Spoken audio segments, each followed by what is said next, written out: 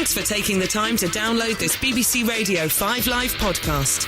To search for other podcasts you might like, click bbc.co.uk/5live, where you'll also find our terms of use. Are you ready to have your say in the UK's biggest football debate? Your teams, your views. Get ready. This is 606 on BBC 5 Live. Well, it's a shortened show, so let's get straight into it. The line's already open for you to have your say. Paul Lambert kicks off with a win at Stoke. He was fourth choice for the gig. What do you reckon, Stoke fans? Think he's the man to keep you up? Everton, the football's dried up since Allardyce came in, but you can't have it both ways. You didn't like Koeman either. Arsenal, Sanchez is on his way. United fans, after a 1-0 win at Burnley, is he the answer? And Chelsea, 4-0 win, your first of the year. Crouch, Dzeko are linked. Who do you want through the door? We're taking your calls 08085 909 693. Get in touch. This is the UK's biggest football debate. Call 08085 909 693. Calls are free from mobiles and landlines. Text 85058. Text will be charged at your standard message rate. Or find us on social media. This is 606 on BBC 5 Live. So we've got just over an hour on air with you tonight. Chris Latcham with Robbie Savage. Robbie, straight over to you. Who do you want to hear from? Stoke fans, Everton fans, all the fans across the country, lads. Let's get straight into it, lads. Come on. Let's go straight to it. We've got Sven standing by. We've got Ibrahim, Manchester United fan, but we'll go to Simon is a Stoke fan because Robbie wants to talk to you. Simon, the airwaves are all yours. Hi, guys. Good evening, Chris. Good evening, Robbie. Good evening, Simon. How are you? I'm good, really good. My voice is hoarse from shouting and screaming. Okay, Robbie, straight to it. I'll pick you, and unfortunately Jason's not there to answer, but you guys gave it to the Stoke fans a few weeks ago. We should be happy to be where we are. We should be careful what we wish for. And those of us that have been going week in, week out, we've seen us leak goals, we've seen us disorganised, we've seen players with rounded shoulders all slouching around. We've got a new guy in. It's only one win, but the players look a different team. Organised at the back, Kurt Zouma looked $1 million. Ryan Shawcross was back to his best. Sheridan Shaqiri was free to run out. The new guy, Bauer, the right back from Austria, looked great. So let's see. I'm surprised, but Lambert wasn't my choice. But I tell you what, he seems to have got some passion and organisation. So, and your point is what then? My point is, matey, that you and Jason absolutely slated some Stoke fans not long ago. Would you take 17th now? Let me finish. You slated Stoke fans saying we should be grateful for what we've got and we shouldn't be asking for Mark Hughes' head. Well, I went to Coventry. I went to see all the games this season. I've watched us absolutely leak goals. That's our first clean sheet since October. So I'm grateful that we've changed. It was the right time to change, and I just wanted to make that point, Robbie. That's all. Would you take 17th now, or would you be happy with 17th now? Right now, mate, I would take 17th if that's what kept us up, and then build on the team for the future. Yeah, that was my point. Stoke fans should be happy staying in the Premier League. No. I'd be happy to stay in, but the way we were going, I didn't think we were going to stay in the Premier League. See, listen, I don't want to talk about Mark Hughes, and as you heard me on 606, when it happened, results dictated that Mark Hughes lost his job. And as you've heard me before, I'm not one for sacking managers. I've never done the job, and I don't know how hard it is. I can understand the change. I was as surprised as you as Paul Lambert got it. Done well today. It does help, though, for Paul Lambert, when you've got a new right back. You've got your captain, your leader back at centre-half, and Zouma, and Eric Peters back. You know, it does help when you've got a back four. Don't disagree with that, Robbie. Yeah, I think Mark Hughes was unlucky with injuries. I'll agree with that. But the last 18 months have been poor, and I go week in, week out, Robbie, and I've seen a disorganised team, even with some of those players in that you've just mentioned.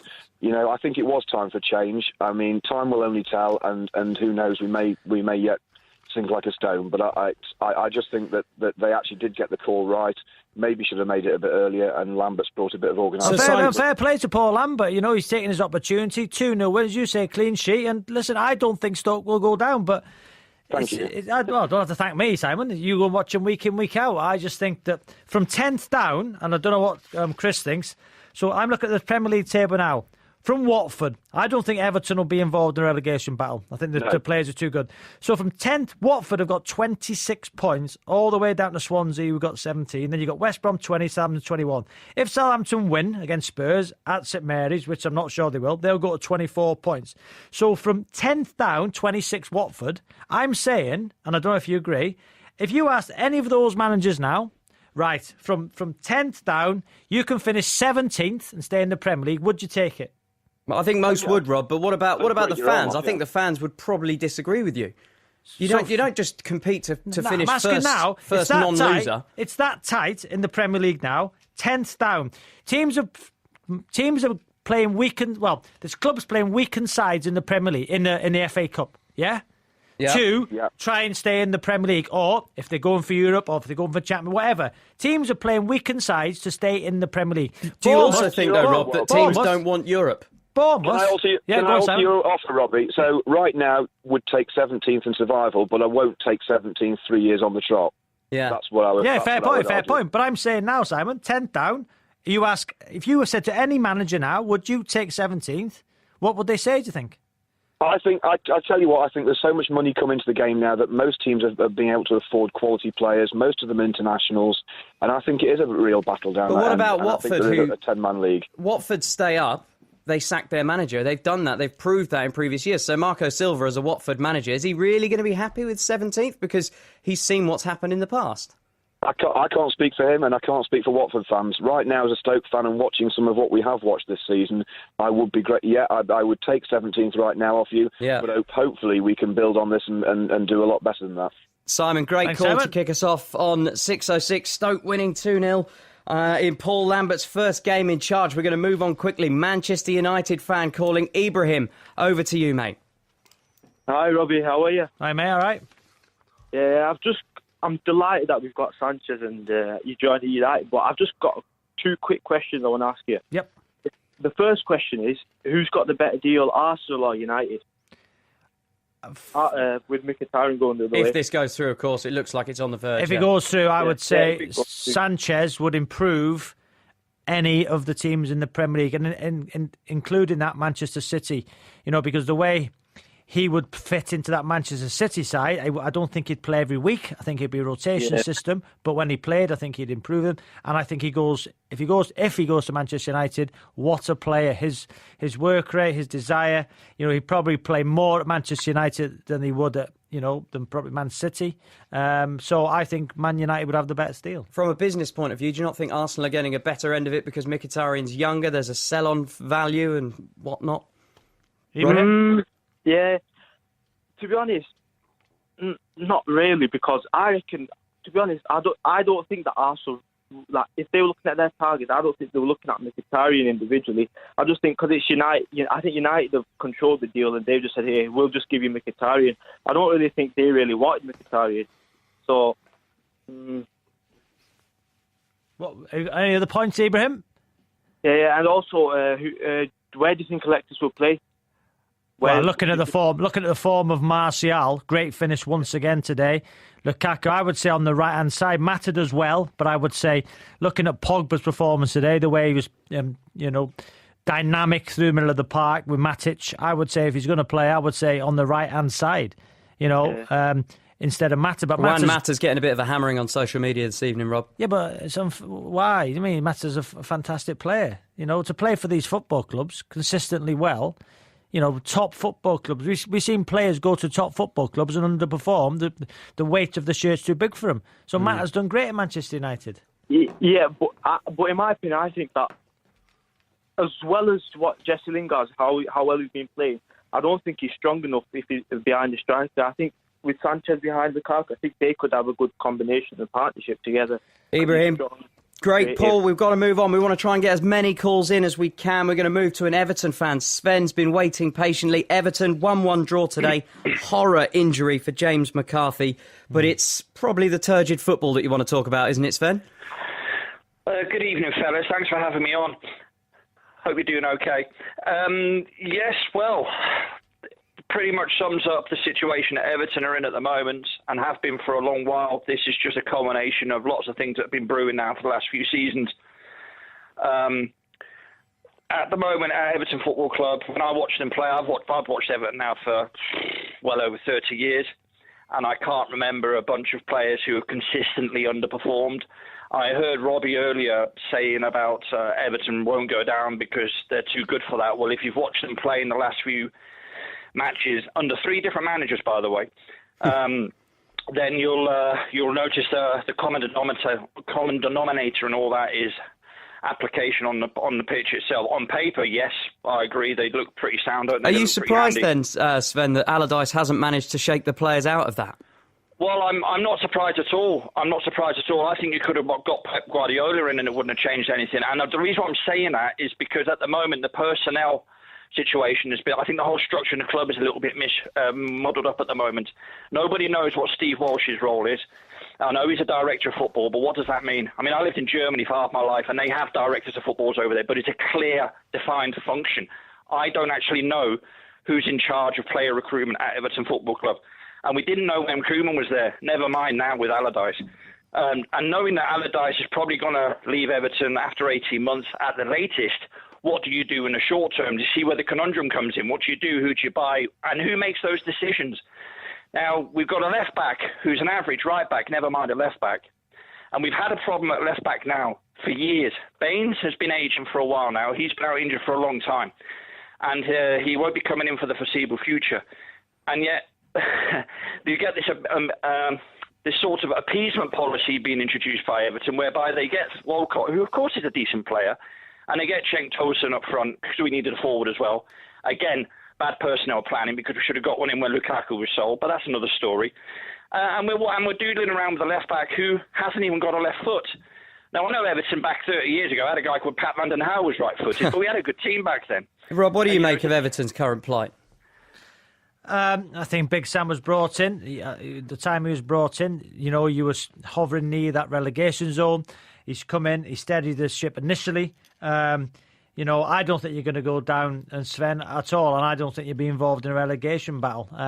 But I think, you might be a mid-table finish, and I think that's what Big Sam was brought in to do. It's just whether you want the Everton Football Club then want to, bring in a manager who's going to play the type of football the Everton fans want. But Koeman tried that, wasn't given, you would say the time really this season to play that expansive football. Okay, they were neither the relegation zone, but I would disagree with sacking managers. I think he should have been given more time. So it's as you say, it's a conundrum. Do you stick with Big Sam and guaranteed, I believe, Premier League safety, but will you get into that top 6, which I not believe the owners with the spending power they got will want to achieve, or do you think who's available? Do we go for a new manager to play expansive football? I would agree with that, and I think it starts with the personnel, of course, doesn't it? I mean, if you're just going to get the odd player in to plug a gap here, there and everywhere, I mean, for me personally, it looks like 11 players that have been jumbled together. I don't see an identity when they play. I don't see a system. Even players like Schneiderlin, who has deteriorated badly in the last 12 months, he was awful today. And he has been for days and days, or matches gone by now. Not the first person I've heard say that, Sven, about Morgan Schneiderlin. He's really, really... Look, I work down at Bournemouth Football Club, and I watch Bournemouth every home game. And Bournemouth are below Everton in the league table, and they shouldn't be. Based on performances, Bournemouth should be head and shoulders above Everton. I've seen Everton down here a few times playing at the Vitality Stadium.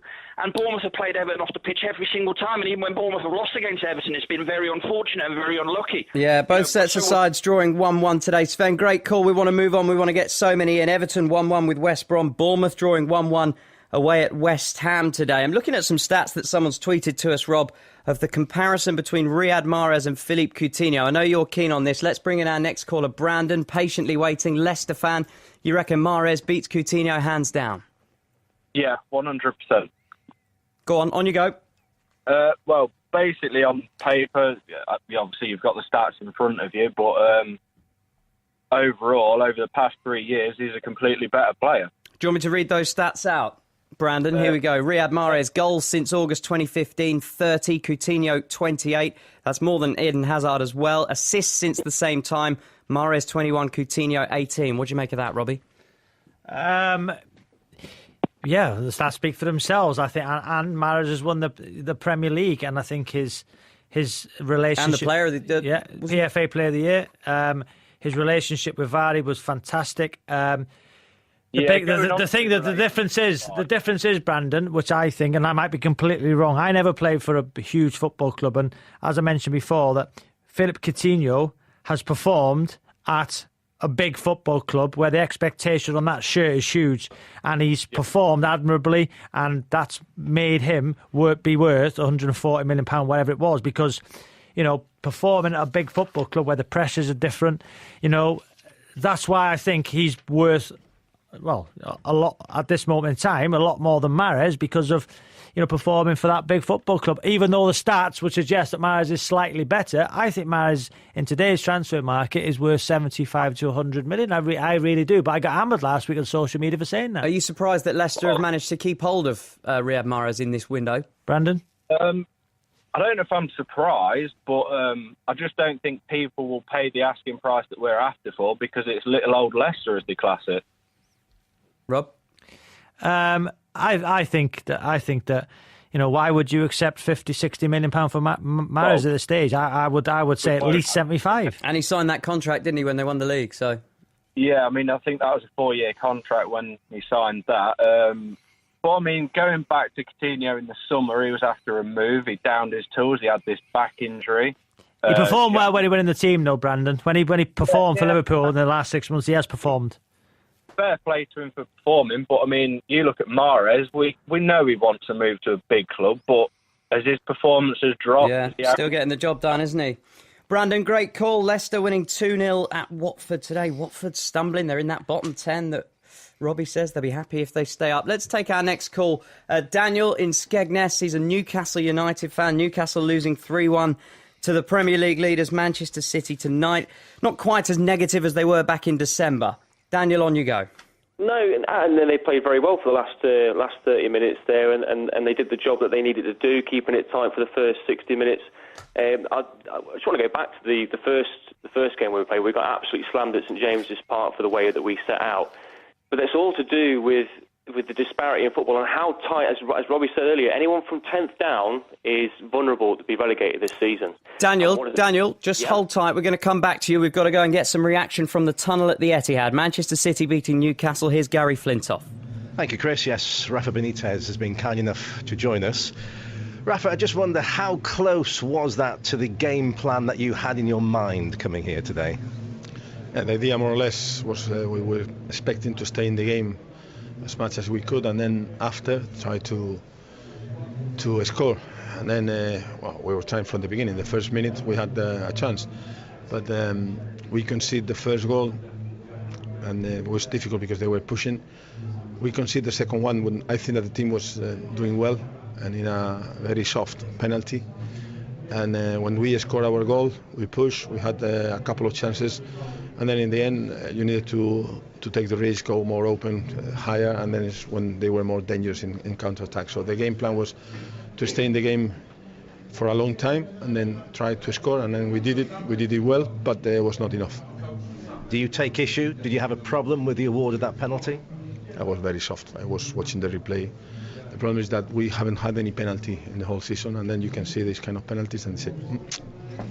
I know on several occasions this season you've talked about the honesty and the work rate of your players. You obviously feel adding to this squad would improve it. Where do Newcastle United fit with additions in this transfer window?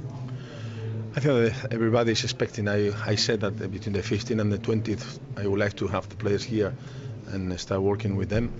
They are not here at the moment, so hopefully we can do what we have to do and then be stronger at the end of January. So this is what I am expecting, and hopefully it will be like that. Thanks for joining Some 5 Live. Rafa, did you feel that... Well, Daniel, you still on the line there, Daniel?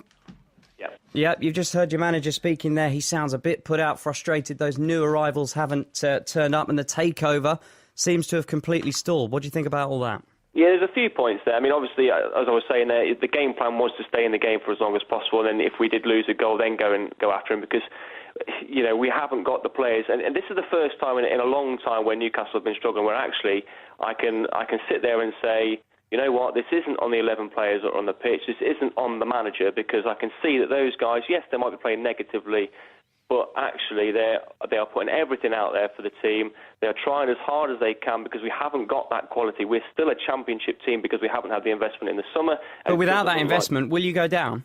Yes, I can't see Newcastle surviving, and I can't see Rafa Benitez staying either. If Mike Ashley doesn't put his hand in his pocket in January, why would Rafa Benitez stay Daniel, around? I read in the newspaper today that it was in the Times today that Rafa Benitez has a clause in his contract that if he leaves before the last 12 months of that contract, which is in June, he would have to pay £6 million in compensation.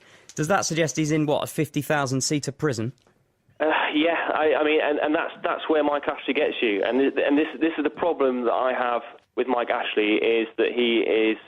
it was telling in the commentary as well. Alan Green was very gracious in saying that he didn't want Newcastle to go down and pushing and asking Mike Ashley to get his debit card out and spend some money. And Steve McClaren actually made a little comment saying, good luck.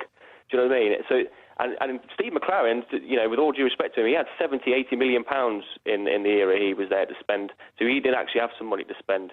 But since that time, Newcastle haven't spent a dime really on players. All the players that have been bought in has been generated from the sale of other players.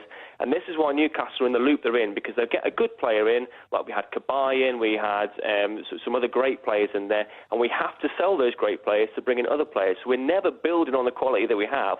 All we end up doing is selling the quality we have, having to bring in other players to replace them. There's no strength in depth.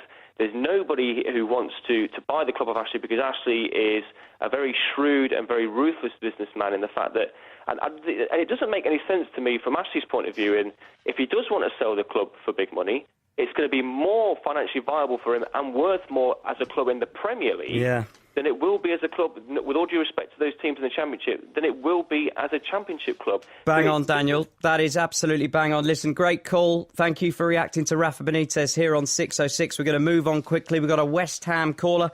Second draw of the season with Bournemouth today. 1-1 at the London Stadium. Danny, take it away. I just thought we could have played a bit more better. Go on. Explain why. Turn your radio down, Danny, please. We've got the players, and we're just not performing.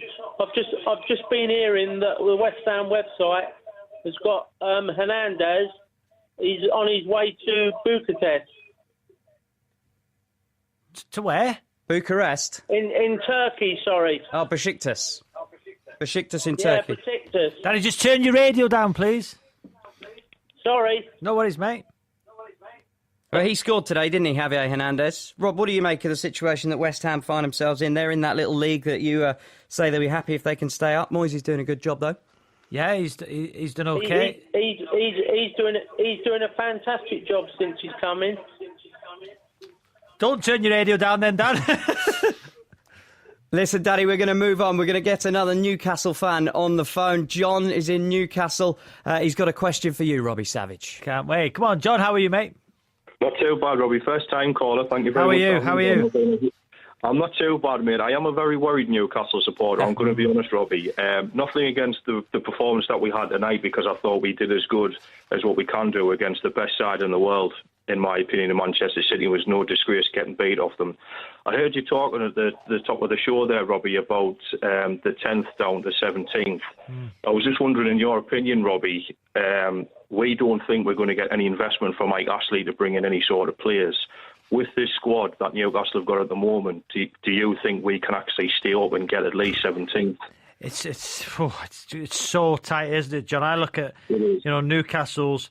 See, the thing with Newcastle, John, and I played there many times as an opposing player, and it's 52, and I, friends with Shay Given, Craig Bellamy, Alan Shearer, and the expectancy of the Newcastle fans when they play at St James's Park, because it's one club, it's one club in the city, isn't it? And it's just, you can't go anywhere if you're a player. And so sometimes when things are going against you, it's quite hard to play at home. Do you get what I mean? And I was at the Leicester game when they done well, but then they lost the game, didn't they? When they started giving the ball away, you can hear the crowd. And when 52,000 fans, get on your back, sometimes as a player, you can hide. And sometimes it can be very difficult to play at home. You would rather play away. But when I look at Newcastle's away record this season, they've only won one of the 17 Premier League away fixtures, losing the last 8. Make that today the last 9 then.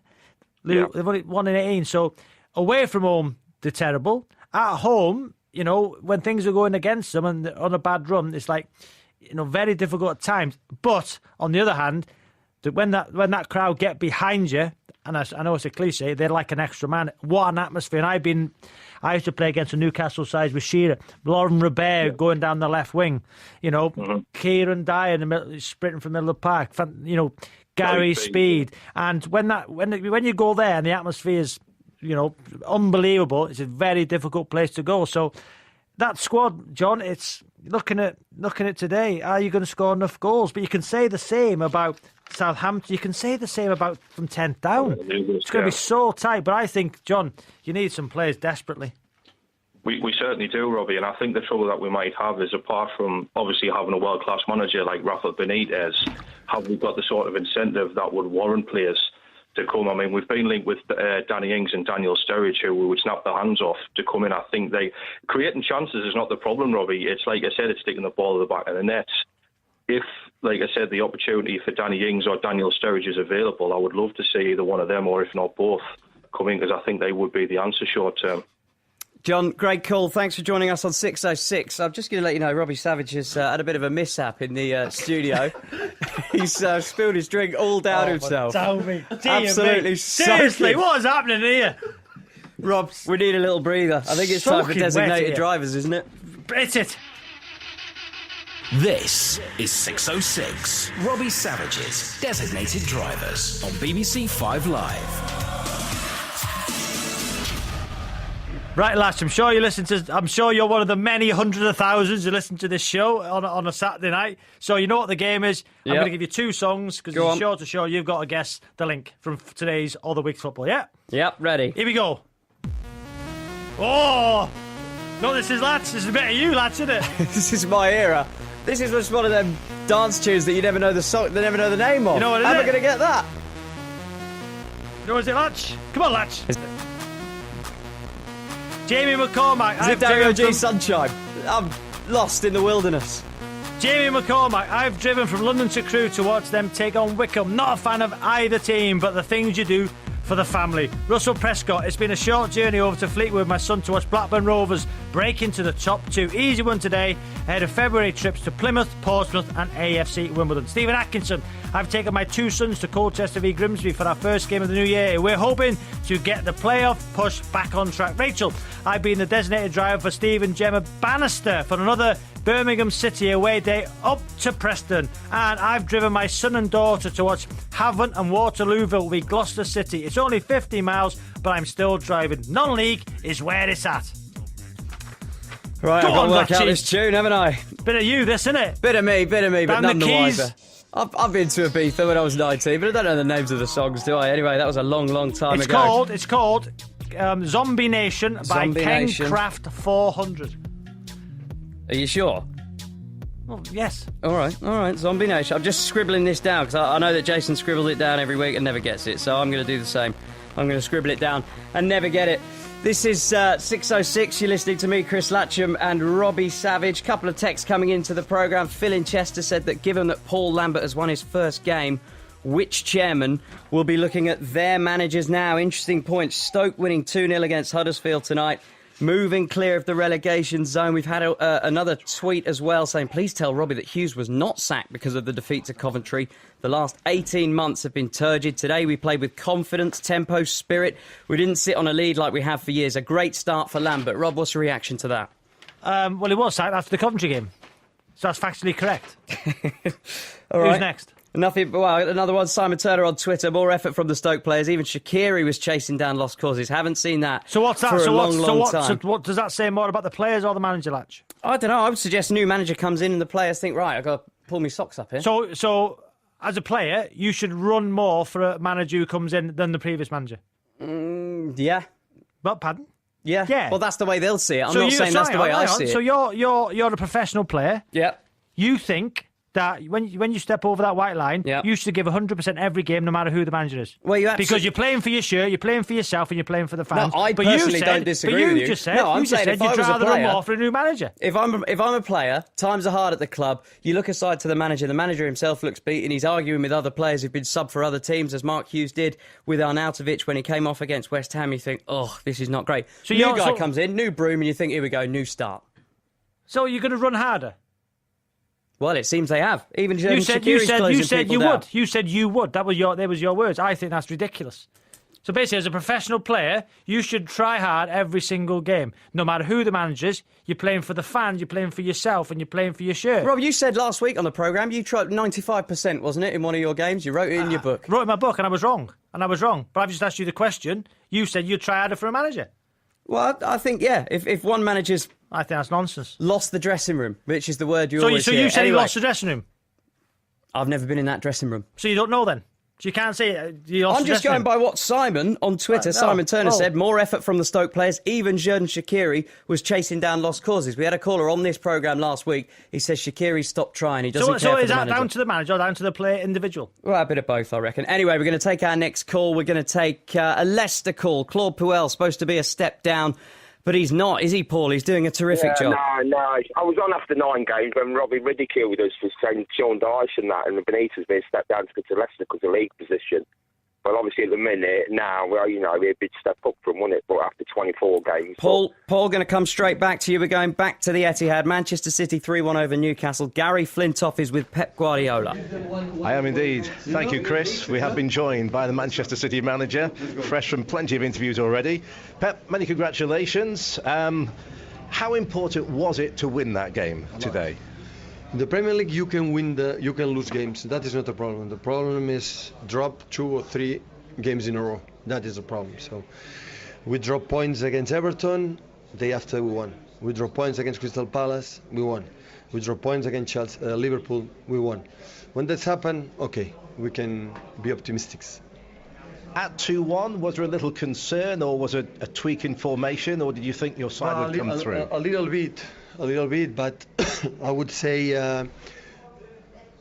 the players were not concerned because how they react after 2-1 was so good. That's why I was happy. We have a saying in British sport about a champagne moment, a best moment on the pitch. Out of interest today, would you choose Sergio Aguero's hat-trick, or would you choose the build-up play, the dancing feet of Leroy Sané for that third goal? Well, both. You decide, you are the journalist. So. Team is like this. One guy who tried to finish. Football is like this. That's why I'm so happy. You gave him a big hug when he came off, Sané. Obviously, there's a lot more to come from him. You know what you get from the established players, but you like him, don't you? We need the strikers with aggressivity to go, to take decisions. We need that. That's why we did it. Well done today. Thanks for joining us on 5 Live. So that's Pep Guardiola's reaction. We do hope to hear from some Manchester City fans on the programme tonight. 3-1, they beat Newcastle tonight, back to 12 points clear at the top. We were very rude to Paul, the Leicester fan. Let's go straight back to him. Pick up your point, Paul.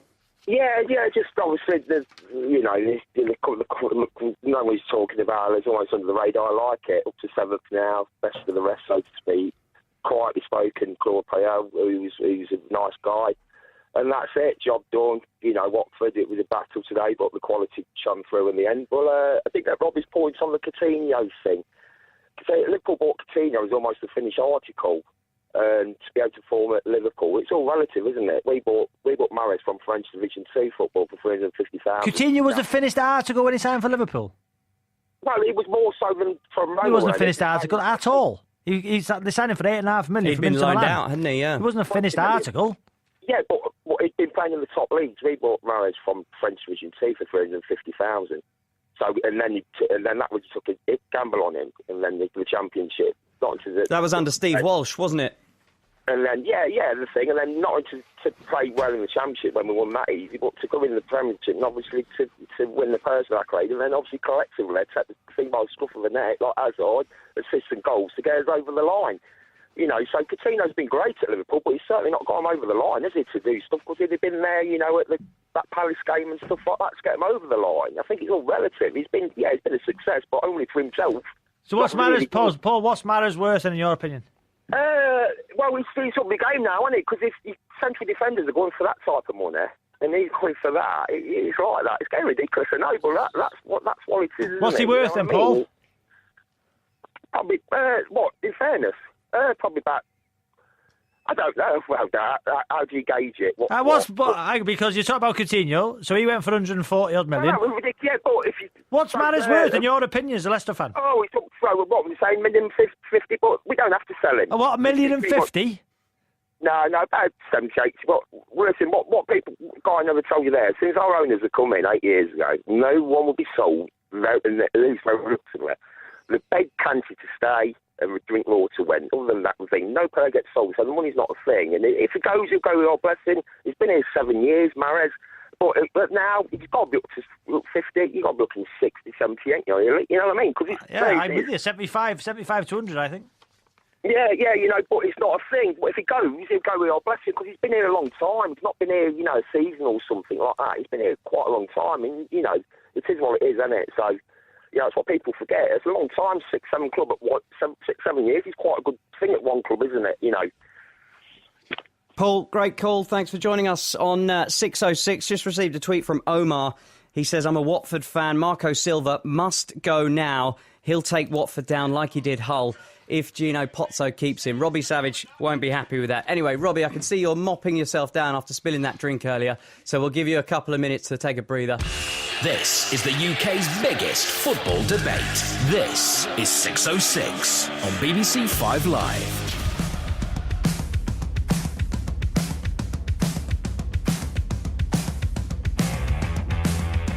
Well, welcome back. Been a lively first half of the show. Leicester, Stoke, Newcastle fans on the blower. Arsenal, you've been quiet tonight after your 4-1 victory over Crystal Palace. Not used to winning? Get on the phones. 08085 909 693. Manchester City, we want you too.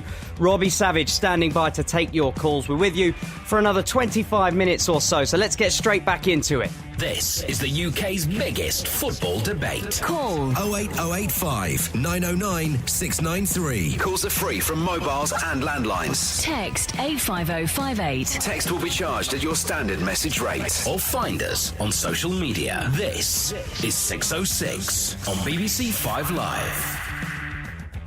Good evening, I'm Chris Latcham. Robbie Savage has dried off. We're going to focus on the first game of the day today. Chelsea winning 4-0 away at Brighton.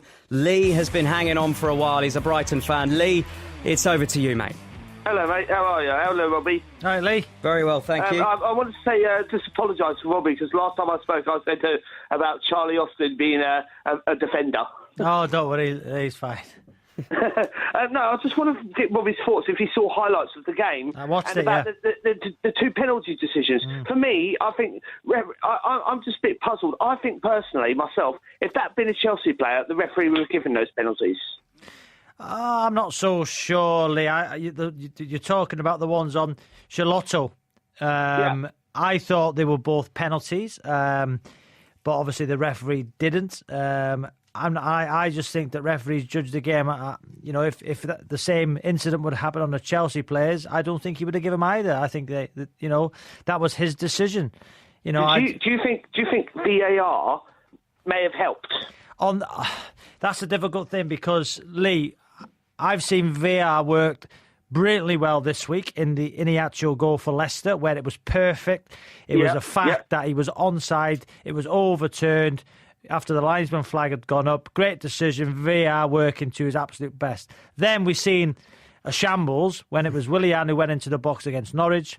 He was booked for diving, I think he was. Correct me if I'm wrong, Latch. He was. And then the VAR didn't overturn it. It was a correct decision to go to the VAR, but whoever was the referee on that Mike that VAR Jones was system, the VAR. Graham Scott on field decided not to overturn it. So those two, which I couldn't believe, because I thought it was clear and obvious it was a foul on Willian. So today, I think what would have happened was they would have, the first one for me was Caballero. Was it Caballero on Charlotta, wasn't it? Yeah. Caballero. I think if that went to VAR, I believe it should have been given as a penalty. There's quite a lot of contact. It was blocked out there, wasn't it, by Bakayoko, so the ref couldn't see it. So the VAR, for me, should if it comes in next year, I think that would have said it was a penalty. But The referee on that day, it's because it was subjective, might have said agreed with the referee, and the same as the other one. So I think when it's a subjective call, again, you can only look at the VAR, but whoever's manning that VAR,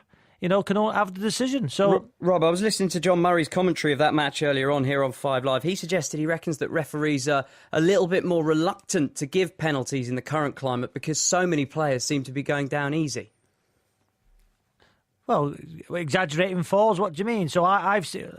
I don't leave things, but I've seen.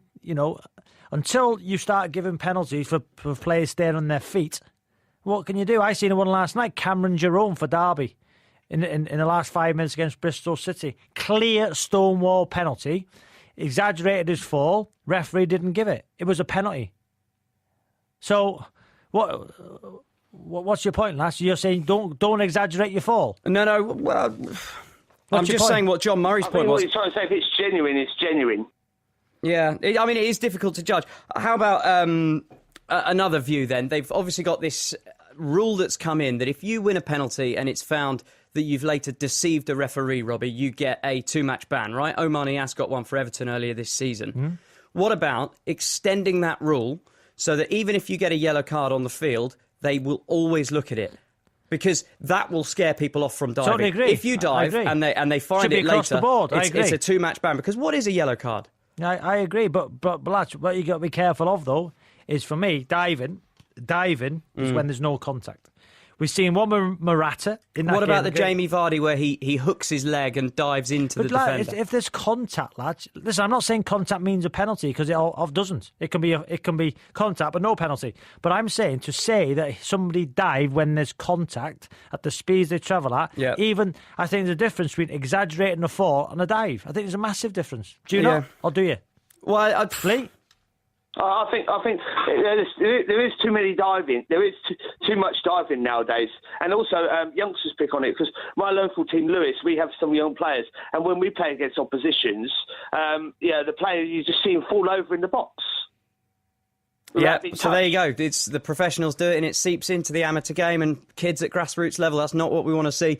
Lee, terrific call. So lads, when you play for your Sunday League team, which I've seen you play, by the way, so. What? You didn't rate me very highly, did you? No. So in your Sunday League side, because it doesn't matter what level you play at, if somebody goes into the box, you've never said, why didn't you go down? Well, I'm a defender, mate. But you've never said it. No, lads, I'm asking you a question. You've never said it in a changing room. Nah.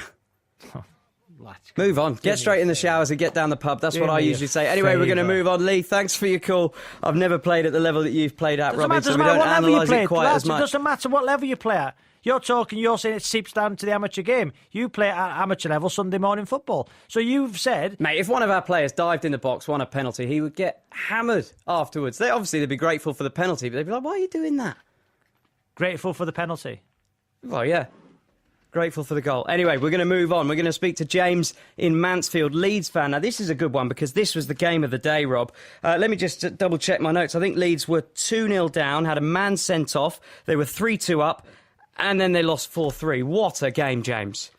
If you're a Millwall fan, probably. At half-time, Leeds were clueless right from the off. Millwall, within the first minute, were attacking. They had a goal disallowed that was offside. They had us running around chasing tails. We've got no shape. And at half-time, we were 2-0 down with a man sent off. And we were dead and buried. Second half, we came out. We scored from the kick-off. We got another equaliser which scrambled over the line, and then we got a third goal. And at that point, Millwall were out of it. They were dead on the feet, heads were down, and it looked like there was only going to be one winner. But as the game went on, fatigue got involved, both sides looked tired, and it was a case of holding out. And I think you can only really blame one person for it going the way, and that's the manager, because the team gave it all. But the bit that really has got me today was Steve Morrison's behaviour, because he came to Leeds. He didn't want to come to Leeds. He didn't want to be a Leeds player. We all know where his loyalties lie. And when they scored, it wasn't even his goal. His behaviour was over the top. It was, you expect some players when they come back to hold the lips up and, shush the crowd. Was that the winning goal? No, it wasn't. He didn't even score. So, he was. Because they scored twice in the last 3 minutes, didn't they? So you could understand if they got a little carried away, Millwall. Oh no, this was the first goal. Oh right, okay. Steve Morrison was doing it all the way through the game. Now you think this is Leeds Millwall, okay? So it's a high-profile game. The stewards and the police have already got their hands full. And by the way, we're in a week where Laurie Cunningham has passed away, sadly, who's done more, and that guy had more abuse to put up with in one game than Steve Morrison will have to put up with all his life. And the bottom line is, when Steve Morrison was at Leeds, he didn't want to be there. He got another shirt under his Leeds shirt. He did more running in the first 5 minutes than he ever did at Leeds. And the chants were, you're not good enough to play for Leeds. Not about you being a footballer, Steve. You can play football and you contribute and all the rest of it, and you're good at that level, but it's about class. And today you got no class, and that's why I won't want to see in a Leeds shirt, because most players that come back to Leeds get a good reception, and we appreciate that they tried for our club. Morrison never tried for our club, and today he was over the top.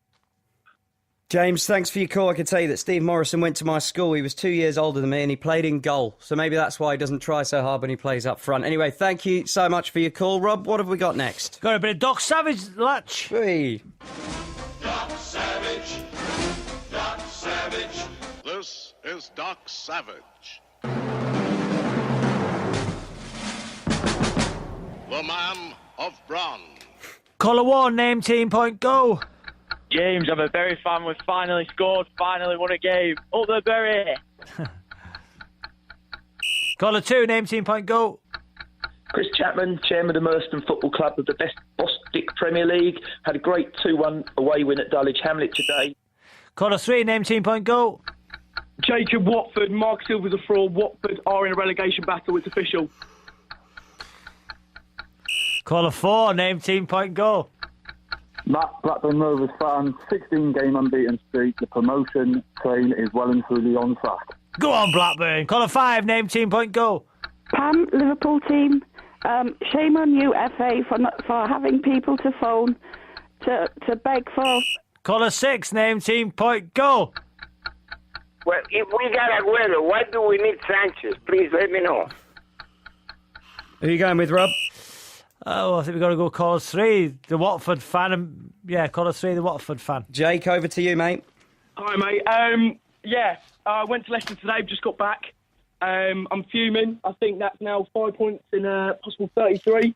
Our last win was against Leicester away. And I think Mark Silver, the hype around him, has got to his head. The Everton talks. Since that point on, we've been really, really poor. He's lost the dressing room. There's a split between the manager and the board. Filippo Giraldi, our chief executive or someone high up in the club, said how the squad's kind of suitable. It's suitable for Mark Silver to work with. Mark Silver's then come out at a press conference saying, I need signings. I've got a list that I've given to the board.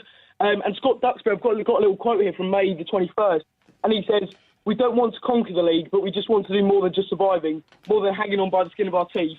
And after the game today, Mark Silver said, we're fighting to stay in the league like 10 other clubs. There's no progression from last year from Walter Matsari. Although we might be playing better football, the actual kind of progression in terms of, I know we're 10th in the league, but we're now 5 points to the relegation zone, if Southampton don't win tomorrow. But thankfully, I'm really, really worried.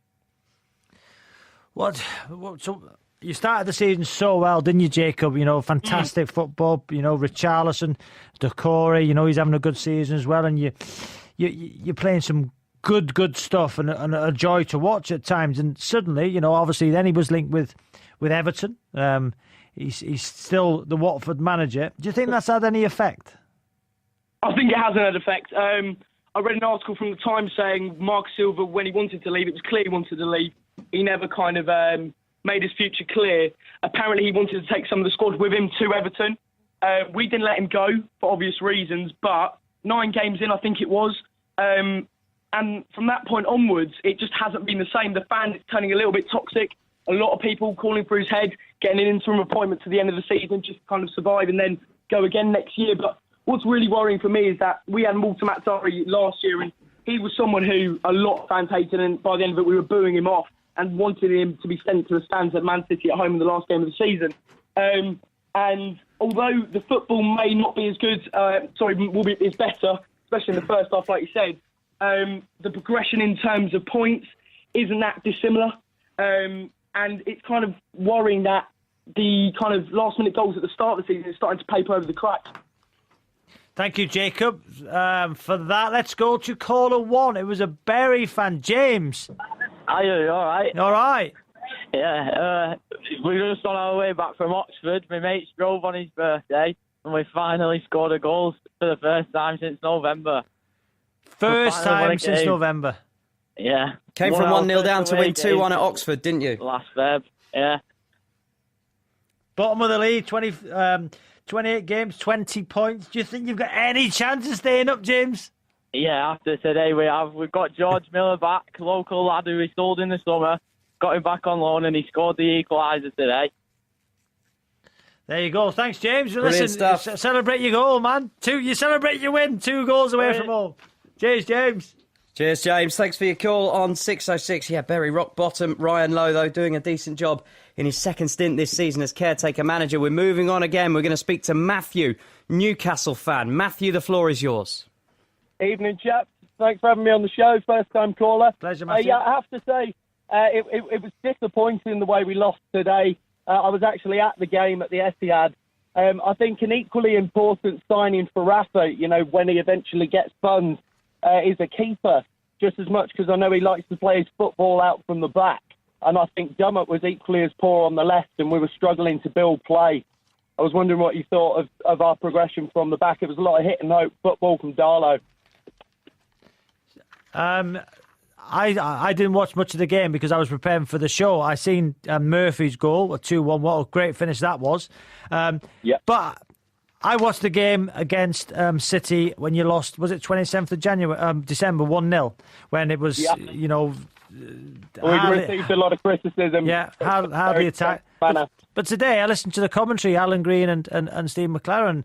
You had a much more expansive style today, and you stayed in the game at 2-1, but then obviously the third goal I thought was not a bad away performance from Newcastle. At least they had a goal. You know the difference is, Matthew, I watched Liverpool play, and everybody said how would you beat Manchester City, and I think Liverpool showed that if you press them high and force them into errors, the quicker you win the ball high up the park, the more likely you are to score. But we're talking about Liverpool pressing them high, but they've got Firmino, Salah, these types of players where the lesser clubs in the Premier League, when they press City and attack, win the ball, the quality in the final third for those sides aren't as good as Liverpool. So it's a very difficult one. And I thought today, Newcastle done okay. Yeah, well, I think that's a valid point. I could see at times that Rafa was screaming from the sidelines for them to push higher. There were lots of times during the game that Newcastle sat very, very deep. And I think it just gave City the opportunity to just barrage them with attack.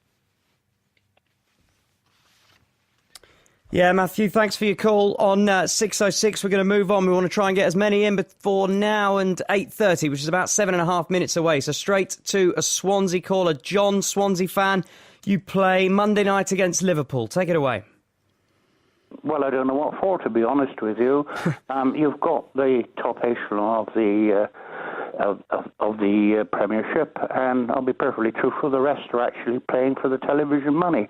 It's very much like the common agricultural policy. You get paid for having a football pitch. I've never seen Robbie Savage's eyebrows raise any further. Robbie, you lost me at the Political Agricultural Society, John, I'm afraid. Saying that the bottom 14 can't compete with the top 6, Rob. Well, I think Leicester showed that would be possible in a freak, unbelievable season.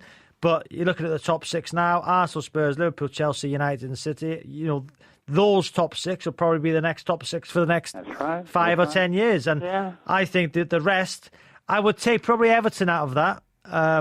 Even though they're struggling this year, considering they expected to possibly push for the top 6 place. But looking at that table, as I said, John, earlier, Watford down 26 points. I think they're all playing to stay in the Premier League. Well, that's all there is for them to play for, Robbie. It's still good, though, John. It's still good when you've got teams like, and I might be wrong, when you've got teams like, Brighton come up last season. Yeah. You've got Huddersfield. Yeah. You've got Bournemouth, who finished 10th last year. Beat Arsenal. Yeah. Swansea. These types of sides, they're playing Premier League football. It's amazing.